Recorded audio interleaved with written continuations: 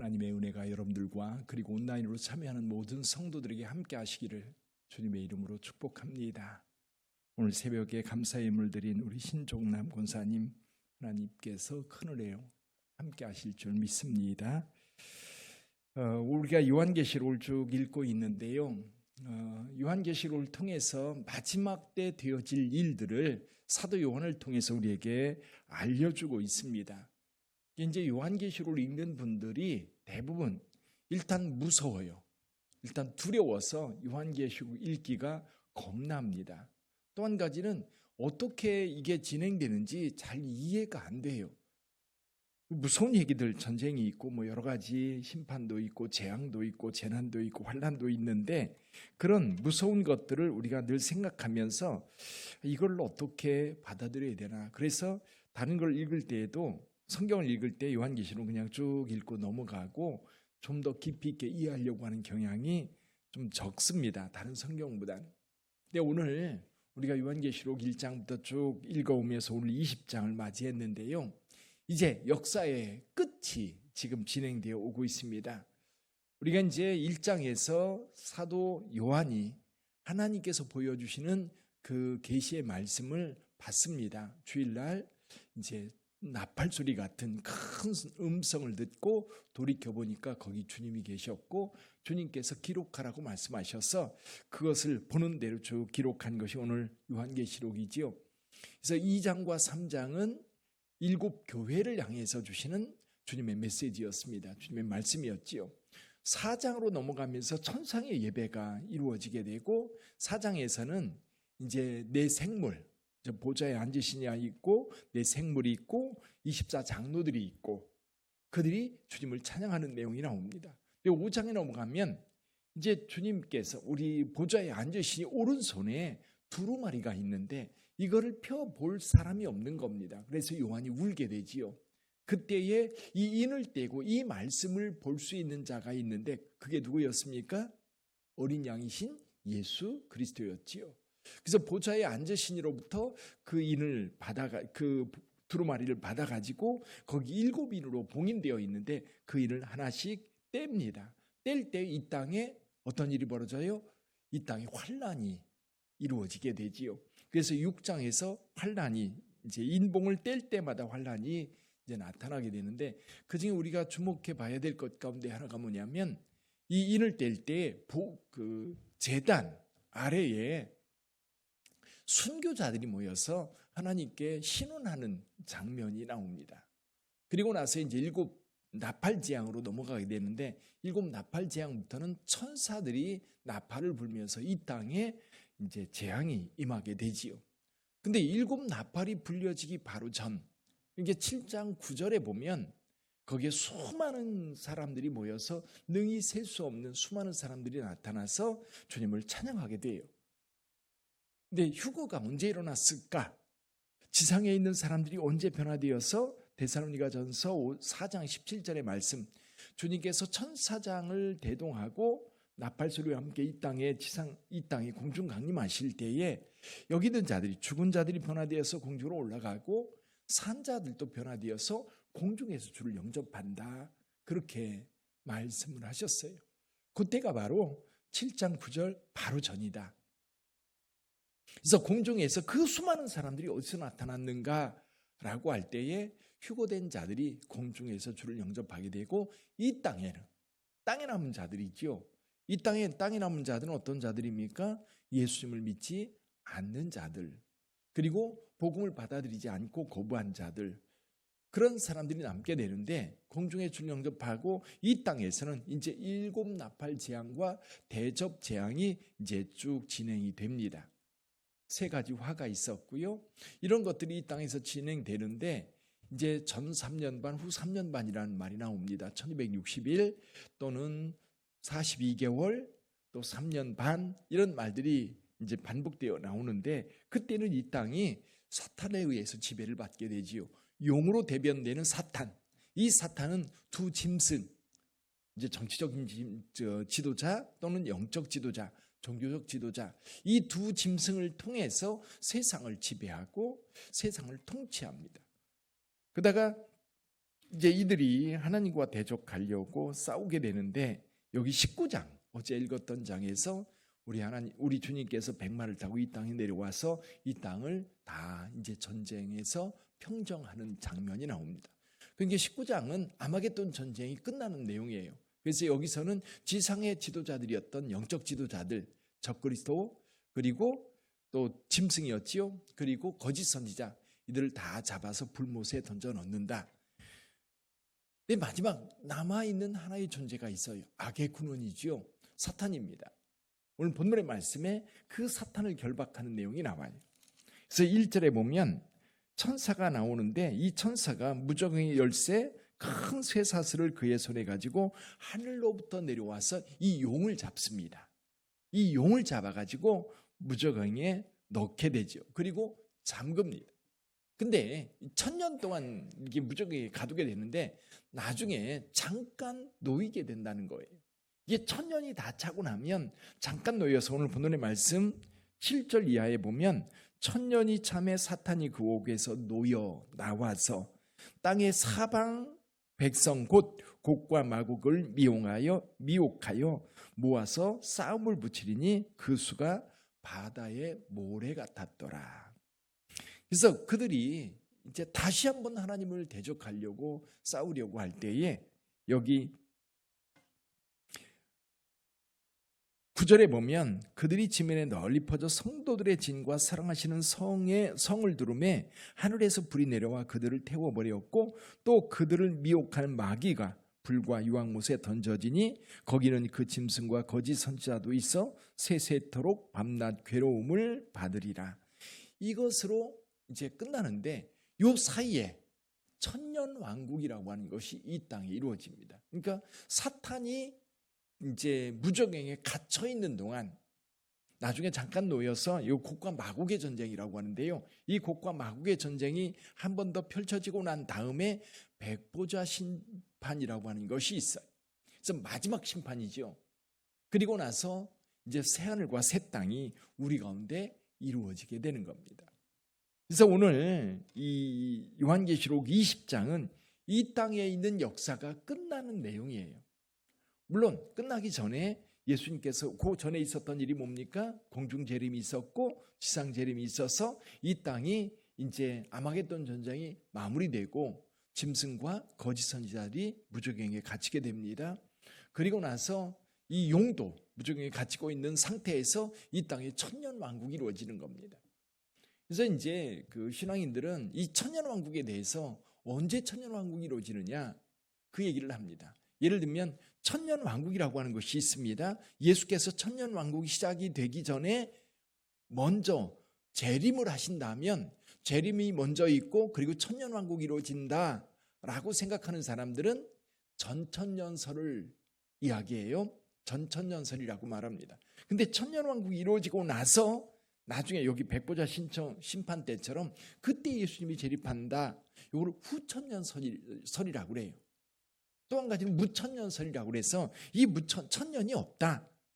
근데 요한계시록을 자세히 읽어보면 분명히 예수님께서 재림하시고 나서 그리고 무슨 일이 벌어져요? 천년왕국. 오늘 여기에 나오는 1000년 동안 왕노릇하고 그리스도와 함께 제사장 노릇을 하게 되는 것이 이 1000년 동안 이루어지고 난 다음에 다시 예수님께서 백보자 심판이 이루어진다라고 하는 것을 오늘 본문 20장에서 분명하게 말씀하고 있습니다. 저와 여러분들이 성경을 읽을 때에 성경을 쭉 일단 성경을 있는 그대로 읽어야 돼요. 있는 그대로 읽다 보면 이 성경 가운데에 예를 들면 비유로 설명하는 것들이 있어요. 그래서 이거를 이제 좀 어려운 말로 알레고리적 해석이다 이렇게 얘기를 해요. 이제 옛날에 그 알렉산드리아라고 하는 큰 도시가 있었는데 거기에 기독교가 크게 부흥을 합니다. 알렉산드리아는 큰 도서관이 있었고 거기 지식적으로 굉장히 똑똑한 사람들이 많았습니다. 그 중에 우리 기독교 역사 가운데 유명한 분이 한 분 계세요. 오리겐이라고 하는 사람이 있습니다. 이제 오리겐을 비롯해서 거기에 이제 거기 알렉산드리아 학파라고 하는데 이 사람들이 성경을 너무 깊이 이렇게 들어가다 보니까 모든 것을 알레고리적으로 해석을 합니다. 예를 들면 이런 거지요. 선한 사마리아 사람의 비유가 있는데 그 내용에 보면 예수님께서 누가복음 10장에 이렇게 얘기하거든요. 한 사람이 예루살렘을 떠나 여리고로 가다가 그렇게 나오는데 그걸 하나하나 이렇게 해석을 하는 거예요. 예루살렘은 천국이고 교회다. 구원받은 자리다. 근데 한 사람이 예루살렘을 떠나서 여리고로 간다는 것은 여리고는 세상이고 죄악된 세상이니 그로 가다가 중간에 강도를 만났다. 이 강도는 누구냐? 사탄이다. 이렇게 하나하나를 이제 비유적으로 해석하려고 하는 경향이 있었던 겁니다. 너무 그렇게 가다 보면 해석하기가 너무 어렵고요. 너무 다양한 해석들이 나타나요. 근데 성경은 있는 그대로 먼저 봐야 돼요. 근데 예수님께서 가끔 이렇게 알레고리적으로 해석할 수 있도록 비유로 말씀하신 적이 있습니다. 근데 그런 경우는 알레고리적으로 해석을 해야 맞고요. 그렇지 않은 경우는 기록된 대로 우리가 믿어야 되는 거지요. 요한계시록을 이해할 때 사람들이 마지막 때 되어질 일에 대해서 이 상상이 잘 안 되니까 이걸 비유적으로만 해석해서 이건 오늘 우리 가운데 이루어지는 것이 아니고, 그리고 우리 가운데 여러 환난이라든지 어려움이라든지 재난이라든지 이런 것들을 통해서 또는 박해 상황이라든지 이런 것들을 비유적으로만 얘기하는 걸로만 받아들여서 실질적인 사건으로 이해하려고 하지 않는 경향이 있습니다. 그런데 여러분, 분명한 이것은 성경을 있는 그대로 우리가 먼저 받아들이고 나서 거기에서 하나님께서 진정 이것을 통해서 우리에게 무슨 말씀을 하시고자 하는지를 깨달아 아는 것이 중요하지. 그러니까 오늘 본문의 말씀도 차곡차곡 보면요, 이제 아마겟돈 전쟁이 끝나면서 악의 군원인 용을 결박해서 무적행에 넣습니다. 그리고 1000년 동안 이제 이 땅에 평화가 이루어지는 거예요. 악의 군원이 다 사라져버린 겁니다. 악한 짐승 그리고 거짓 선지자, 이 용의 지배를 받아가지고 용의 사주를 받아가지고 세상을 악하게 통치하고 다스리던 그런 존재들이거든요. 그들이 다 무적행에 내려갔으며 불못에 던져졌어요. 그리고 나서 용이 붙잡혀서 무적행에 들어갔기 때문에 이 땅에는 이제 악이 없어진 겁니다. 그래서 예수님과 함께 이 땅에 내려온 주의 성도들이 이 땅에 1000년 동안 왕 노릇하며 살게 될 거예요. 근데 여기 6절 말씀 한번 읽어보죠. 6절 같이 읽어봅니다. 이 첫째 부활에 참여하는 자들은 복이 있고 거룩하도다. 둘째 사망이 그들을 다스리는 권세가 없고 도리어 그들이 하나님과 그리스도의 제사장 되어 1000년 동안 그리스도와 더불어 왕 노릇하리라. 아멘. 여기 첫째 부활에 참여하는 자들은 복이 있고 거룩하도다. 여러분 요한계시록 쭉 읽으면서 복에 대한 이야기가 7번 나온다고 그랬습니다. 7번 나오는데 오늘 본문의 말씀은요 5번째 복입니다. 5번째 복, 뒤에 2번 더 나올 거예요. 근데 여기 복이 선언되고 있는데 첫째 부활에 참여하는 자들은 복이 있고 거룩하다. 첫째 부활이 뭐예요? 첫째 부활. 첫째 부활은요, 예수께서 공중 재림하실 때에 이 땅에 있는 사람, 이 땅의 믿음의 사람들이 변화되어서 공중에서 주를 영접한 사건이 첫째 부활입니다. 그러니까 무덤에 있던 자들이 다 무덤 문이 열리면서 공중으로 끌어올려서 공중의 주를 영접하게 되고, 이 땅에 살아있는 자들도 부활체로 변화되어서 공중에서 주를 영접하게 된다 말씀하고 있어요. 여기에 참여한 자들이 복이 있다는 겁니다. 여기에 참여한 자들. 그러니까 이 말씀도 오늘 우리에게 주시는 말씀이에요. 그럼 이 말씀을 여기에 주시는 이유가 뭐예요? 이때 우리가 그 부활에 참여해야 되는 거지요. 이때 참여하지 않으면 참여할 기회가 없는 겁니다. 이게 무슨 뜻이냐면 오늘 저와 여러분들에게는 이런 은혜의 때에 살고 있다. 이게 믿지 않는 자들에게도 이 여전히 지금 이 은혜의 때인 거예요. 왜? 지금 믿을 수 있는 기회거든요. 지금 믿을 수 있는 기회고 지금 은혜 받을 만한 때거든요. 그래서 바로 지금이 구원의 날이고 지금이 은혜 받을 만한 때라고 하는 것을 우리가 분명히 알고 그 은혜를 따라 믿음 굳게 지켜가야 되는 겁니다. 믿음이 있는 자들은 흔들림 없이 그 믿음을 지켜가야 될 거고요. 아직 믿음이 없는 자들은 이런 사실에 대해서 교회에서 이야기할 때에 그걸 받아들이고 준비해야 되겠구나. 그래서 제가 오늘 이 말씀을 묵상하면 이런 생각을 했습니다. 자, 고등학교 다니는 애들은 늘 뭘 생각하면서 학교 생활을 합니까? 그게 고등학교라고 하는 학교가 있는데 학교에서 무조건 대학 진학만을 위해서 고등학교가 있는 건 아닙니다. 왜냐하면 고등학교라고 하는 그 시절, 학생들이 학교 다닐 때 거기서 누릴 수 있는, 배울 수 있는 것뿐만 아니라 거기서 누릴 수 있는 낭만도 있고요. 거기서 또 경험할 수 있는 많은 행복한 일들이 있어요. 그러다 보니까 여러분, 고등학교 다니는 아이들은 늘 대학을 준비하면서 대학 생활을 꿈꿔요. 대학 생활을 하는 사람들은 어떤 생각을 하며 살아갑니까? 대학이라고 하는 그 시절에 느끼는 느낌들이 있거든요. 그만의 축복이 있거든요. 그러나 그걸로 끝나지 않기 때문에 대학 생활하면서 뭔가를 준비해요. 뭘 준비하지요? 취업을 준비합니다. 준비하는 거예요. 그래서 대학 생활, 생각해보면 지금은 대학 생활이 그냥 취업을 위한 준비 기간이라고만 학생들이 많이 생각을 하는 것 같아요. 근데 저희들이 대학 다닐 때만 해도 뭐라고 그럴까요? 어떤 문화들이 있어요. 근데 취직을 했습니다. 취직을 해서 열심히 직장 생활을 하는데 그저 직장에서 돈 벌어오는 그것만으로 우리의 삶을 살아가는 것으로 끝납니까? 직장 생활도 굉장히 우리 삶에 굉장히 기쁨이 있고 그 자체만으로도 행복이 있어요. 근데 우리는 또 한 가지 늘 염두에 두고 사는 것이 있어요. 그게 뭐죠? 내가 직장 생활을 못할 때, 직장에서 나왔을 때 어떻게 살 건가를 늘 생각하면서 살아요. 이게 보통 인간들의 모습입니다. 직장 생활 열심히 하는 분들은 이 직장에서 내가 이제 더 이상 다지 못하게 됐을 때에 직장을 옮길 수도 있고 옮겨서 다른 직장 다닐 수도 있다면 내가 이 직장으로 끝나는 게 아니라 다른 직장으로 옮길 수 있도록 준비되어 있어야 되는 거예요. 근데 이 직장 다니다가 이게 끝이라고 생각한다면 직장 생활 끝나고 나서 그 다음에 내가 직장 생활을 못할 때 그럼 어떻게 살아야지? 준비하는 사람들의 특징인 겁니다. 그러면 우리 인생도 마찬가지예요. 인생도 여러분 우리 인생을 다 살고 나서 저 너머에 뭔가가 있을 텐데 그럼 어떻게 준비하고 갈 건가? 그냥 그걸로 끝인가? 어떤 우리 인생의 어떤 단계 있을 때 그 단계가 우리 인생의 끝이라고 생각하는 사람은 아무도 없습니다. 더 너머에 뭔가가 있다고 생각을 해요. 그러니까 우리에게 죽음 너머에도 뭔가가 있는 거예요. 그거를 준비해야 되는데 오늘 그 얘기를 하는 겁니다. 첫째 부활에 참여하는 자들 복이 있다. 첫째 부활에 참여하도록 오늘 우리가 준비해야 되는 거예요. 마음 굳게 먹고 준비해야 되는 거예요. 어떻게 해야 첫째 부활에 참여할 수 있지? 어떻게 해야 은퇴할 때 돈 걱정 안 하고 건강 걱정 안 하고 그래도 주님을 맞이할 때까지 어떻게 살아갈 수 있지?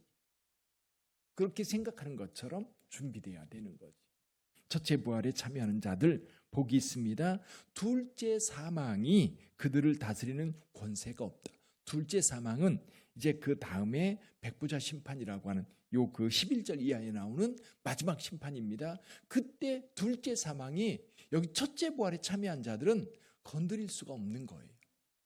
첫째 부활에 참여한 자들은 더 이상 둘째 사망의 영향을 받지 않고 새하늘과 새 땅에서 영생하게 되는 줄 믿습니다. 그리고 주님께서 미리 가르쳐 주시는 거예요. 준비케 하는 거예요. 1000년 동안 뭐 합니까? 여기 그들이 하나님과 그리스도의 제사장이 되어 1000년 동안 그리스도와 더불어 왕노릇하리라. 왕노릇하실 여러분 존경합니다. 마지막 때 왕노릇하시기를 바랍니다. 그때 머릿속에 그리면서 오늘을 준비하세요. 그때 주님과 함께 주님 곁에 서서 세상을 심판할 그 자리에 여러분이 있는 거예요. 그래서 사도 바울이요 고린도 교회 성도들에게 이런 얘기를 합니다. 고린도 교회 이런 일이 있었어요. 성도 간에 돈 때문에 재판하는 일이 있었어요. 이 소식을 들은 사도 바울이 화가 났어요. 그래서 고린도 교회 성도들에게 이렇게 얘기합니다. 아니 어떻게 성도들끼리 재판을 할 수 있느냐? 차라리 손해보고 말아라. 그러면서 하는 얘기가 뭐였냐면 이런 겁니다. 나중에 천국에 가면 너희가 천사들도 심판할 텐데 천사들도 판단하는 재판관처럼 여기 이렇게 얘기하고 있지요. 여기 그 왕노릇 할 텐데 제사장이 되어 1000년 동안 왕노릇 할 텐데 그 말씀이 있는데 이 천사들도 여러분들이 천사들도 판단할 텐데 아니 그 사건 하나 사사로운 그 사건 하나 제대로 성도들이 판단 못 해가지고 그것 때문에 갈등하느냐 그 얘기를 해요. 그래서 곰곰이 생각해 보면 저와 여러분들이 천국에서 주님과 함께 있을 때 천사들도 여러분들 앞에 와서 흠모하며 여러분들을 사모할 거예요.